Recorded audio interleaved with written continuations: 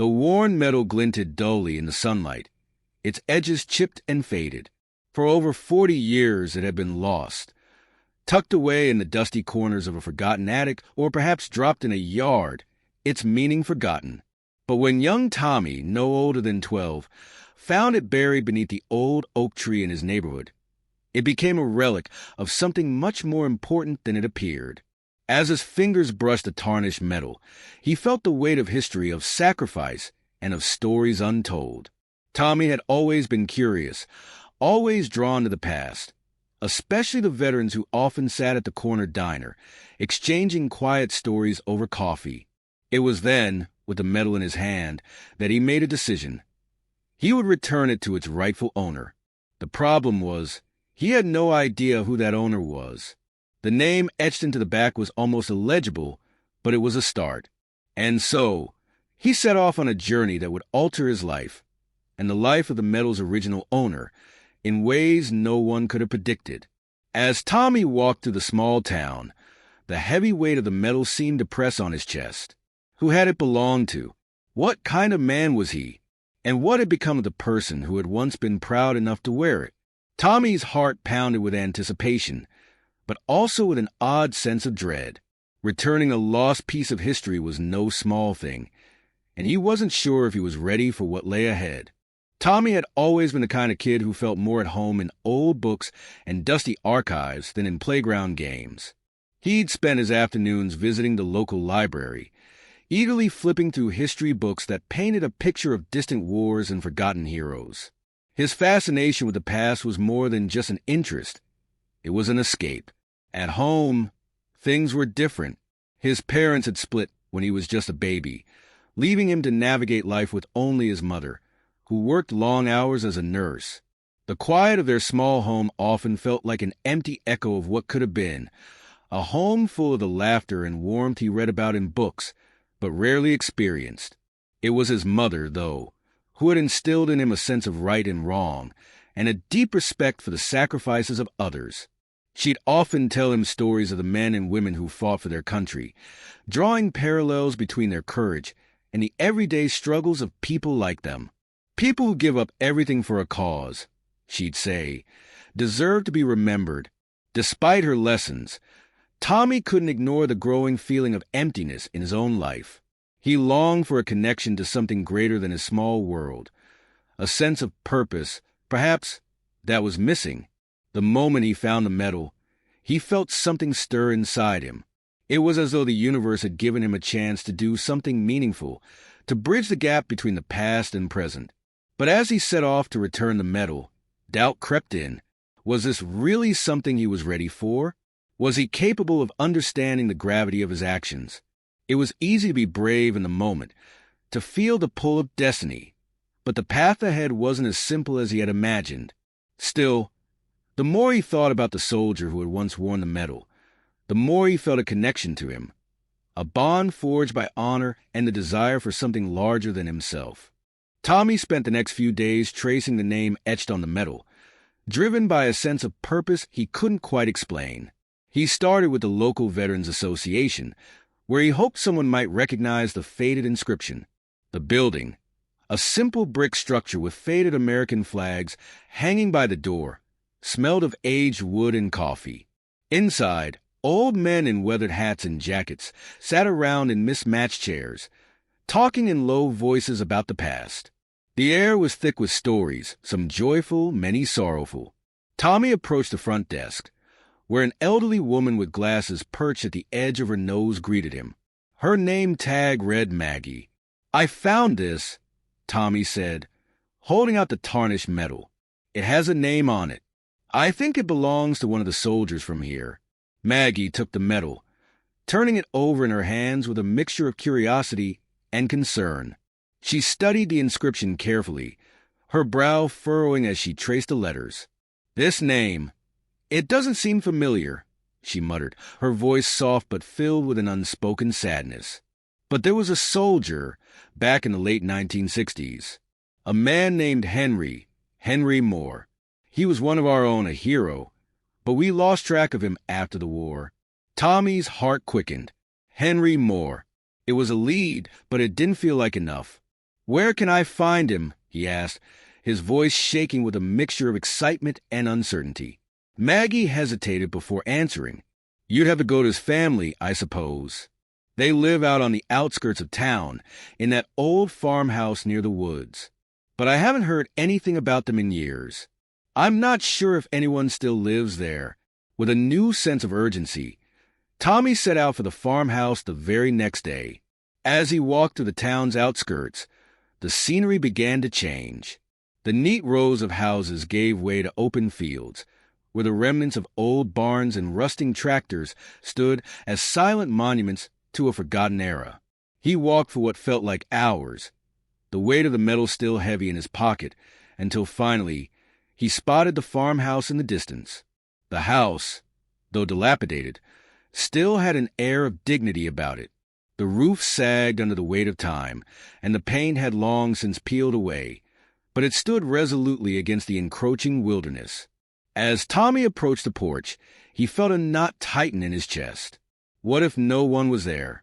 What if the family had moved on long ago? But then he saw a figure on the porch. An older woman, her hair streaked with silver, was sitting in a rocking chair, her eyes fixed on something far beyond the horizon. She looked up when Tommy stepped onto the porch, and her expression softened, as if she had been waiting for this moment for years. "Can I help you, son?" she asked, her voice rough with age but warm with familiarity. Tommy swallowed, heart pounding. Are you Mrs. Moore? I found something that belonged to your husband, Henry." At the mention of her husband's name, her face shifted, a veil of grief passing over her features. She nodded slowly, her eyes glistening with unspoken memories. "Henry, my Henry, what is it you found, boy?" Tommy pulled the medal from his pocket and handed it to her, his fingers trembling.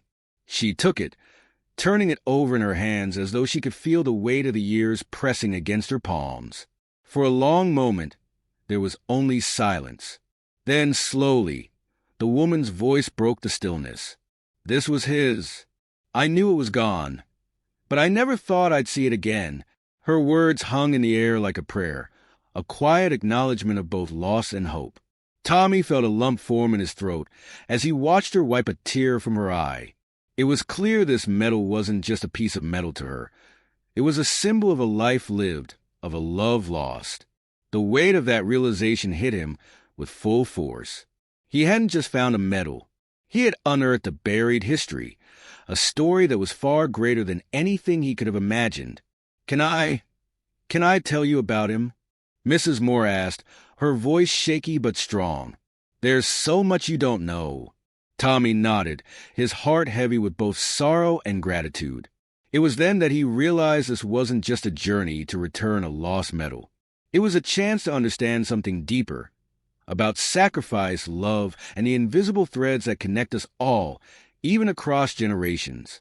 As Mrs. Moore sat Tommy down on the creaky wooden porch, the late afternoon sun casting long shadows across the overgrown yard, she began to tell him about her husband, Henry. Her voice was a mixture of pride and sorrow, as though each word carried the weight of years filled with love, loss, and memory. "He was my everything," she said, her hands shaking as she clutched the medal tightly. "He came back from the war a different man, not in body, but in spirit, that medal. It wasn't just something he wore. It was a reminder of all the lives lost, of all the things he'd seen, of the promises he made to never forget. He never spoke much about it, but I saw it in his eyes when he held that medal." Tommy listened intently, his heart pounding in his chest. He understood now. This medal was more than just a piece of history. It was a symbol of sacrifice, of trauma, of a man who had carried the weight of the world on his shoulders and had never asked for anything in return. Suddenly, Mrs. Moore's voice faltered. "But Henry, he lost more than just his innocence. He lost his will to live after the war. He never fully came back. The last few years were hard, harder than I could ever explain. When he passed, it felt like I lost him twice." Her eyes filled with tears, and Tommy could feel the depth of her pain, the rawness of it. "He never saw the medal again. I thought it was lost forever." Tommy felt a surge of emotion as he looked at the frail woman before him, clutching the one thing left of her husband's past. The stakes of this moment became clear. This was not just about returning an object. It was about offering Mrs. Moore something she hadn't had in years: closure, remembrance, and the chance to reconnect with the man she had loved so deeply. I didn't realize," Tommy whispered, his voice breaking with empathy. He could feel the weight of the moment pressing down on him, as though the very air around him had become thick with the history of Henry's sacrifice. This was a turning point, not just for Mrs. Moore, but for Tommy too. He was no longer just a boy trying to return a lost medal. He was the keeper of a memory, a bridge to the past, and the bearer of a story that would forever change him. The tension hung in the air as Mrs. Moore looked at Tommy with gratitude mixed with sorrow, her heart brimming with emotions too complex to name. "Thank you," she whispered, as if the words alone couldn't fully express the depth of her feelings. And in that moment, Tommy realized he had given her something far more important than the medal. He had given her a piece of her husband back, a piece of the life they had shared that she had thought she would never see again. The air grew cooler as the day faded into evening, the sky painting itself in shades of lavender and gold. Mrs. Moore sat in silence for a while, the medal still clutched tightly in her hand. Tommy sat beside her, unsure of what to say or do next. He had come here to return a forgotten object, but now the story had grown so much larger than he ever anticipated. What he had given her was more than just a physical medal. It was a connection to the past, a small piece of closure that she had been missing for so long. "I didn't expect this," Mrs. Moore said finally, her voice soft but steady. "I thought that medal was gone forever. Like everything else from those days." She paused, her gaze distant, as if she were seeing something far beyond the Warren farmhouse, beyond Tommy, and into a time when life had been simpler. "When he died, I couldn't let go of all the memories. I held on to everything, even when it hurt, because that was all I had left of him. But now," her voice trailed off, and for the first time that day, she smiled a small, bittersweet smile. "Now, I feel like I can breathe again. Thank you, Tommy." Tommy's heart swelled, not with pride, but with an overwhelming sense of humility. What he had done, returning a medal, had seemed like such a small task at first. But now, he understood that the smallest acts of kindness could ripple through the lives of others in ways he couldn't have imagined. "I didn't do much," he said quietly, still processing the enormity of the moment. "I just found it. It was always yours to begin with." But Mrs. Moore shook her head, her eyes glistening with unshed tears. "It's not just a medal, Tommy. It's the act of remembering. People like Henry, they're forgotten too easily. And when we forget them, we forget everything they stood for. You've reminded me of him, of the man he was before the war and after. That's something I can't ever repay." Tommy looked down at his hands, unsure of how to respond. The enormity of what he had done began to settle over him, and for the first time, he realized just how deep his connection to this family had grown in such a short time. This wasn't just a simple act of returning a lost item.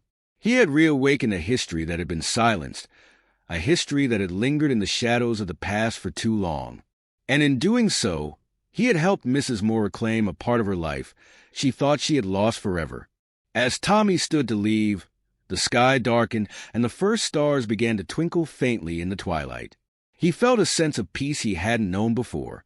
It wasn't just the weight of the medal that he carried now, but the weight of a story, one that would live on, pass from one generation to the next, as long as people remembered to keep telling it. And as he turned to leave the farmhouse, Tommy knew this moment would stay with him forever. It was the beginning of something new, a chapter of his own life that he would carry with him always. As Tommy made his way back down the winding path from the farmhouse, the cool night air wrapped around him, the quiet hum of the evening settling over the land. The medal, now resting safely in Mrs. Moore's hands, felt lighter somehow, as if it had been freed from the weight of time. The journey that had begun as a simple search for a lost object had transformed into something far more profound, a connection to the past, a story of love and sacrifice that transcended the years. Tommy reflected on what he had learned in the past few days.